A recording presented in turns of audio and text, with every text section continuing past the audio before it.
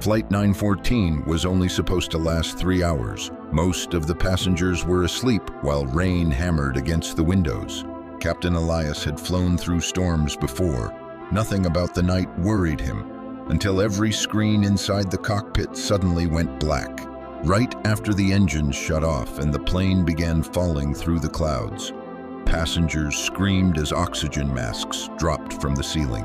The co-pilot fought desperately with the controls. Nothing responded. Not the radio, not the engines, nothing. As the plane fell through the clouds, Elias caught sight of land below, an island small and dark, surrounded by jagged black cliffs in the middle of the ocean.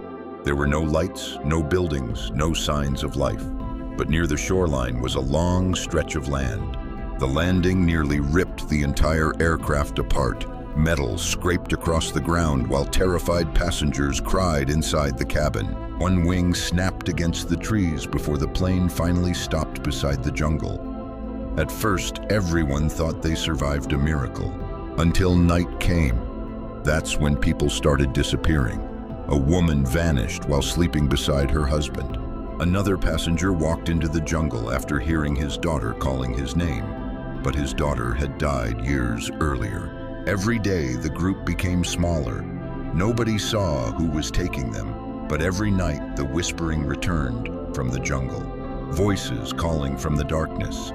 Some passengers claimed they saw people standing between the trees watching them, tall figures that never moved, never blinked. The next day, Elias discovered something else on the island, another crashed airplane covered in vines and rust. Inside the cockpit sat several skeletons still strapped into their seats, and scratched across the cockpit wall were the words, "It doesn't let people leave." That night, more passengers disappeared. Soon, only Elias remained, completely alone beside the wreckage. The island had gone silent, no birds, no insects, only the sound of waves crashing against the shore.